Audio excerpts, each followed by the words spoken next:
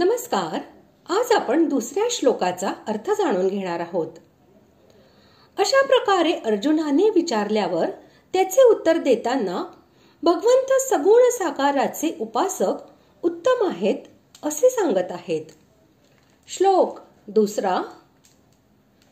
श्री भगवानुवाच मय्यावेश्य मनो ये मां नित्ययुक्ता उपासते श्रद्धया परयोपेतास्ते मे युक्ततमा मताः. श्लोकाचा अर्थ.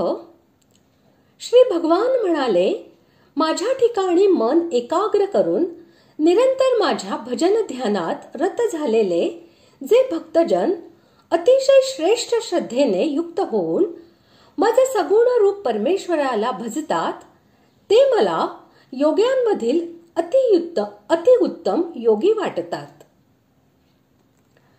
भगवंतांमध्ये मन एकाग्र करून निरंतर त्यांच्या भजन ध्यानात लागून त्यांची उपासना करणे म्हणजे असे की गोपींच्या प्रमाणे सर्व कर्मे करतेवेळी परमप्रेमास्पद सर्वशक्तिमान सर्वांतर्यामी संपूर्ण गुणाचे समुद्र असलेल्या भगवंतांमध्ये मन तन्मय करून त्यांचे गुण, प्रभाव आणि स्वरूप यांचे सदा सर्वदा प्रेमाने चिंतन करीत राहणे म्हणजेच मन एकाग्र करून निरंतर त्यांच्या ध्यानामध्ये स्थित राहून त्यांची उपासना करणे हे होय.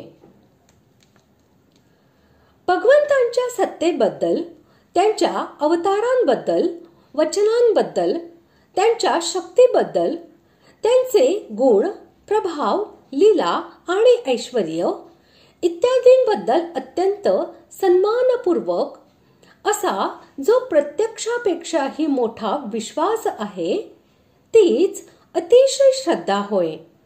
आणि भक्त प्रल्हादाप्रमाणे सर्व प्रकारे भगवंतांवर अवलंबून राहणे म्हणजेच वरील श्रद्धेने युक्त होणे होय.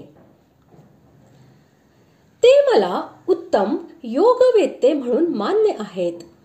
या वाक्याद्वारे भगवंतांनी असे दाखविले आहे की दोन्ही प्रकारच्या उपासकांमध्ये जे मज सगुण परमेश्वराचे उपासक आहेत त्यांनाच मी उत्तम योगवेत्ता असे मानतो. अशा प्रकारे आज आपण दुसऱ्या श्लोकाचा अर्थ जाणून घेतला. पुढील भागात आपण तिसऱ्या व चौथ्या या दोन्ही श्लोकांचा एकत्रित अर्थ जाणून घेणार आहोत. धन्यवाद.